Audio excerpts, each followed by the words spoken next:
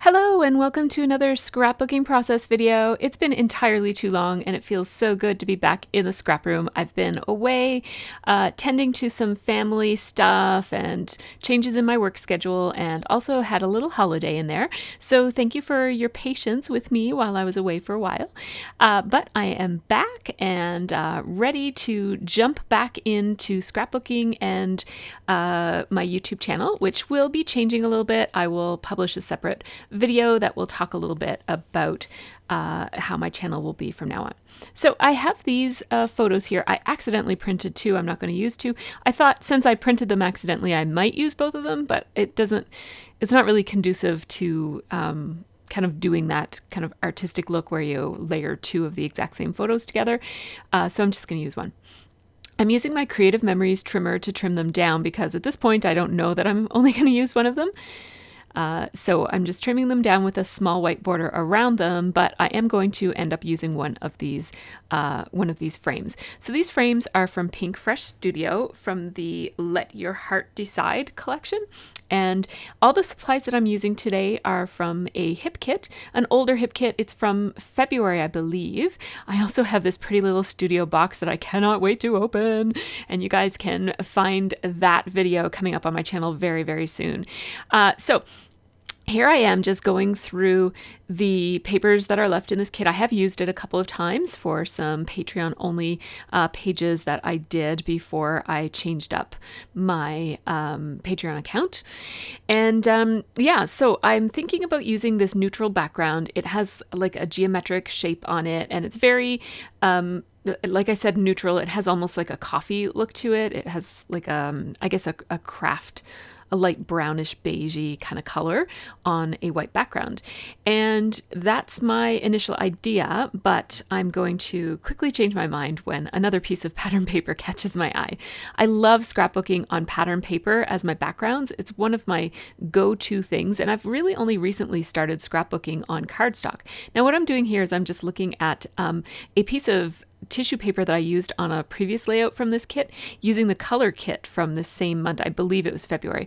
And I had just made that really bright pink pattern using the stencil and some mist, but it was too bright for this page.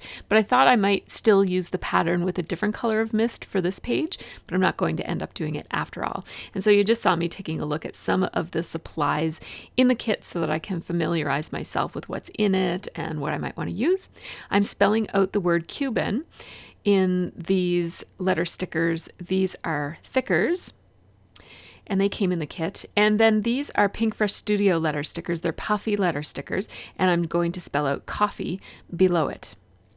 And I'm just using wax paper to help me just kind of figure out where the letters will go, so that once I have my title made, I'm just showing you that when you use these letters, just make sure that they're offset in the same direction. Otherwise they look a little wonky, like your eye picks up on the fact that something's not quite right about them.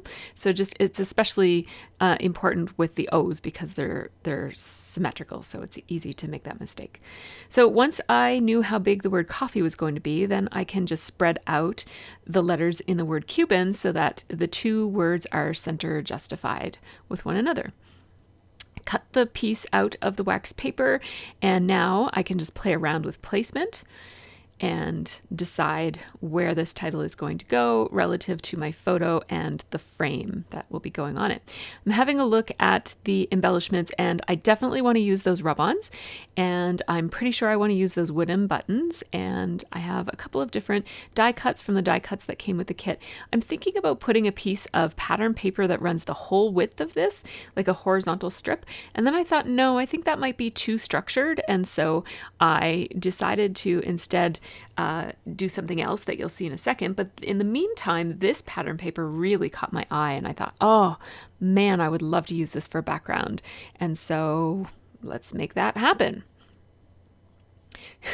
You see me there playing around with how am I going to orient this, like with the photo with the title on the right of the photo or with the title on the left of the photo. So I do still want to do some layering of pattern papers. And so this one really caught my eye. I liked the blues. I liked how it's going to pull in some blues. And when I was picking which color of letters to choose from that multicolored Pink Fresh Studio letter set, I made sure that I picked colors that were in the embellishments that I plan to use, and also colors from the photos. So there's that bright yellow, bright orange color on the coffee packet, and there's also a really bright green on that coffee packet. Like the lettering on it is bright green, so I made sure that I picked both of those.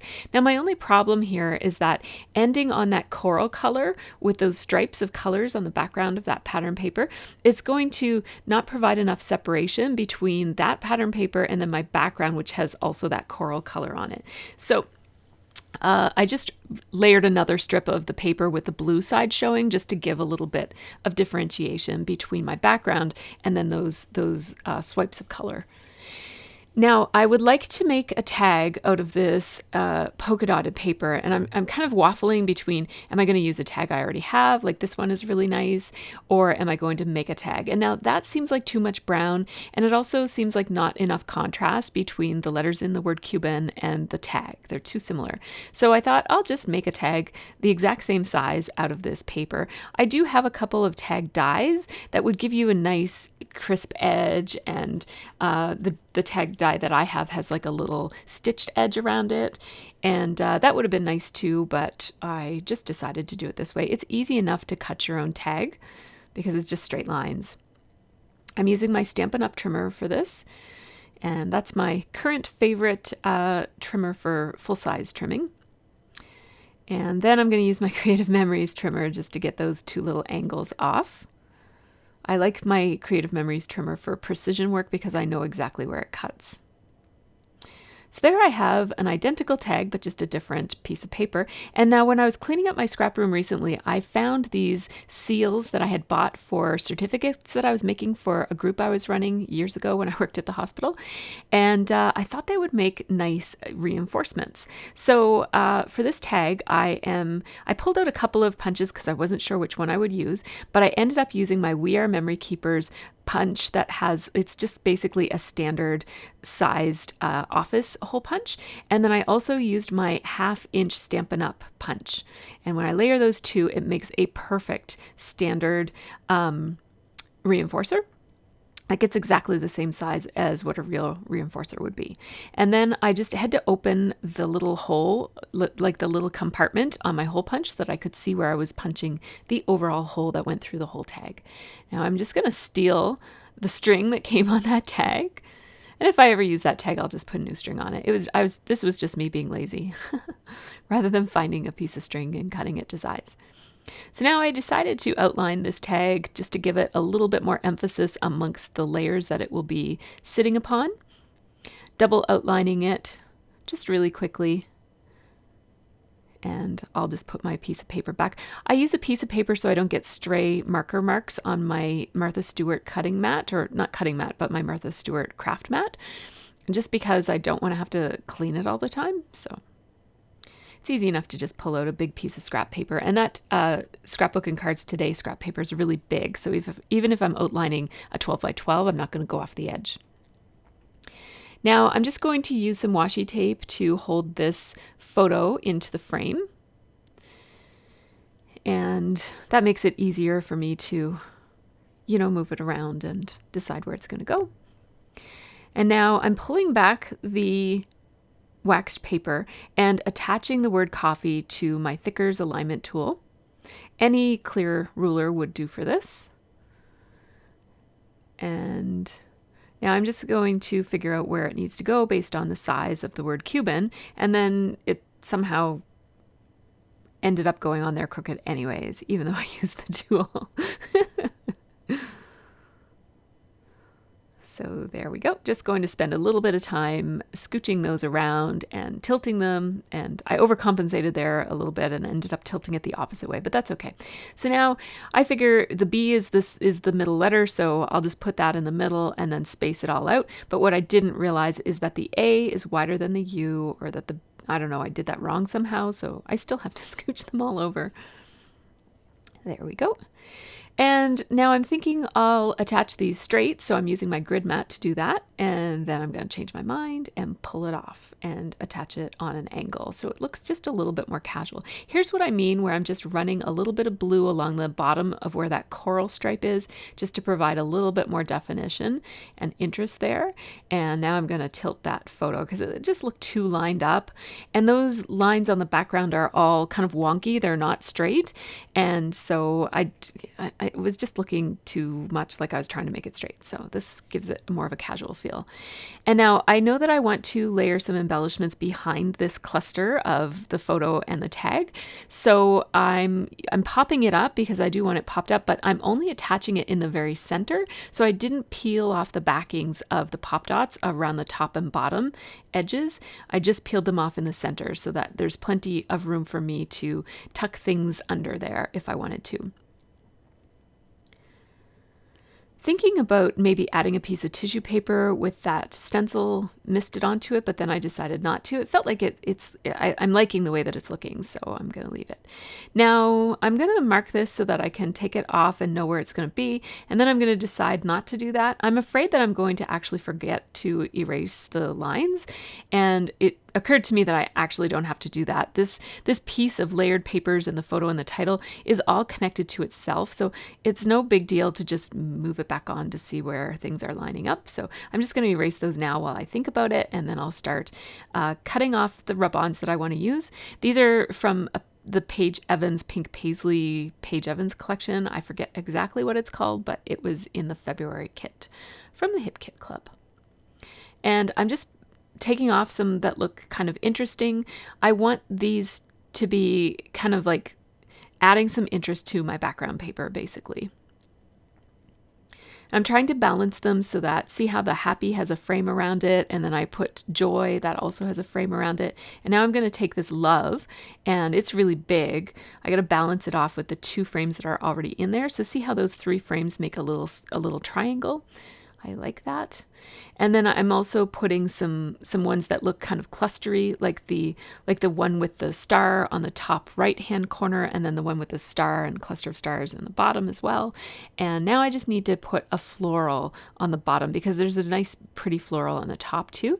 And I wanted an intricate floral, so basically so that they're the same style of florals. There are 2 different styles. One is kind of like a blobby floral, and the other one is a more intricate floral. And I just wanted to use the same on both.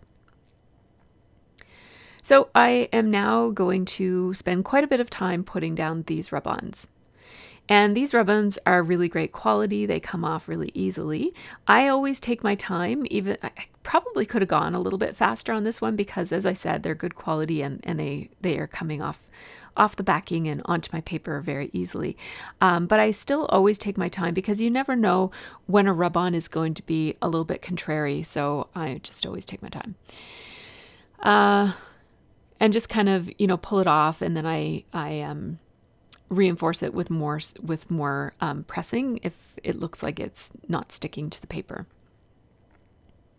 I'm overlapping them with each other just to give it a little bit more of a casual look, I guess, and to make it look more organic and less contrived, I guess. I really love this little cluster of stars. Zoomed in a little bit so that you can see a little bit better what I'm doing here. The other thing that I just wanted to mention about rub-ons is that they do have a shelf life, and so try to use them up. Don't hoard away rub-ons because you never know when you pull them out if they're going to still be usable or not until you put them on your page, and then sometimes they make a mess and then you have to figure out what to do about the mess, right? So it's a good idea to just get them used up while you know that they work, because some of them work even when you leave them for a long time. Like I have some old basic gray rub-ons that still work really, really well. But then I also have some old rub-ons that really are terrible. So I had to throw out a bunch not too long ago.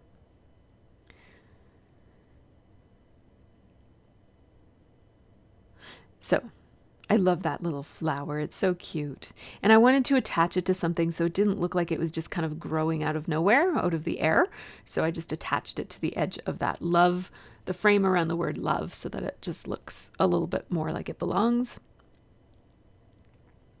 The other flowers on the top are kind of growing out of the layers, so that looks nice and natural. And my thought here is that I would just spread these rub-ons around on the background paper, and then I would tuck in some die cuts around the spaces that are existing between. And I don't really know what I'm going to tuck in there. I just thought I'd tuck something in there just to fill up some of those spaces. And having one last look, I feel like the top and bottom aren't quite balanced. There's more on the top than there are on the bottom. And I feel like I need something fairly large to balance off with, there are some large elements on the top, like that big cluster of flowers, and also the happy and cheers together creates a pretty big thing. So I thought I'd put this moth on here, and that ends up being a really good choice without me even knowing it, because it's going to make me choose something else in a few minutes. So that worked out quite nicely. So there we go. And I wanted it facing the photo and the title just to kind of emphasize the design. And now I'm thinking about putting some more embellishments on before I go ahead and do the die cuts. And then I thought, look at this. It looks like a little trail of 3 butterflies, or 3 moths, I guess, flying in a trail. And then I found that there was actually another one. And I'm going to switch these two just to provide a little bit more contrast. And up on the top one, I mean. I would have really loved to have used this rosette, but it's just not going to work on this page. I can't find a way to balance it. And so these add extra texture, these little bits of tissue paper that are crinkle cut, or not crinkle cut, but fringe cut. And they also came, they're a Maggie Holmes embellishment, the moths and the little bits of fringe cut tissue paper. That's what I'm trying to say. There we go. Just to give the fringe cut tissue paper something to, like, it looked a little unfinished, I just added a button to each of them. They came in the kit as well. And now here I am. My original idea was to use some of these die cuts, but I'm not going to use any of them because, well, yes, I will. I lied. I'm going to use that authentic tag. I'm really stuck on this idea of using some die cuts, even though it's not quite working all that well. So I'm going to have to change my idea here. Actually, that doesn't look too bad, the en route right there, but I take it off because I feel like it's covering over my favorite part of this, which is that little cluster of flowers. And I thought I would just, I like that ticket with the little tab attached to it, and I'm thinking maybe I can put it down here. It doesn't look too bad down there either. I guess I could have left it there. Maybe I'll go back and put it in there. I like it there, actually. But I decided to take it off, and I'm going to put this piece over here, even though it doesn't have something to balance off on the other side. That's okay. You don't have to balance every single thing.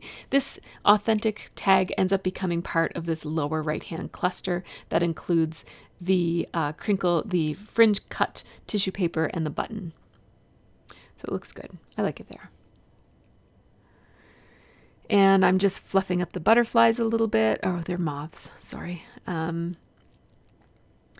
And just feeling like this is looking pretty good. I like this. It's very different for me. I don't usually float things up around on my background pages. Usually I anchor things down. So meaning they just kind of attach to one another instead of floating around off in space. But I like how this looks. It's very different for me. And so I think it'll look nice in my book along with other things that will be in my book. And so now I'm just taking these epoxy heart stickers. I'm not a huge fan of epoxy stickers, but I do like these ones, so I'm going to put them on. And I'm just spreading them around, thinking about color and size and that sort of thing. I didn't have anything that color blue up top, but I had some of that blue down below, so I put that blue heart up there on the top right-hand side. And I'm just kind of filling in some spaces. I didn't have any of that grassy green on the bottom, so that heart will do the trick. I had a grassy green little button up there beside cheers. And now I decided I wanted to do some splatter on this, and I'm going to do my splatter in, any guesses? Gold. It's going to be gold. And so I'm taking a piece of packaging. This is my new way of splattering. I've been doing it ever since March and I love it. I just put some media, whether it's mist or ink or whatever, on a piece of packaging, and then I just flick it with my finger, and it gives me a lot more control than using the nozzle, and it also gives me a really nice fine mist of splatter, but not so misty as using the nozzle to mist it actually, right? So it gives me a nice messy look, but I get to control it, and it also gives me a fine splatter, which I very much like. I find with the nozzle I just get big splotches as opposed to a nice fine splatter. I'll just throw that packaging in the garbage and use a baby wipe to clean this up. This is my Tri-Art palette. And here we go. This page is done. Take a look at that splatter. So fine, so much more fine than you would get with the nozzle of the mist. Ugh, I love it. I really love, especially when I have things floating around on a page. I know I said I don't do that very often, but when I do that approach, I like to put mist because it makes everything kind of feel more like it belongs. I find that sometimes things look conspicuous when they're placed, like buttons and enamel dots and that sort of thing, and a little flicker of mist, like just a little light splattering of mist, can really make things look like they belong. So that's it for this one. I will put up some pictures. They're just iPhone pictures. I don't have my camera equipment, so sorry about that, but I hope that you can see them okay, even though they're a funny shape. Thank you so much for watching, and check out my channel. There will be more process videos coming a little bit slower rate, and I will try to make an update video very soon to explain my channel and what's coming up, and still lots of process videos, so have a great scrappy week.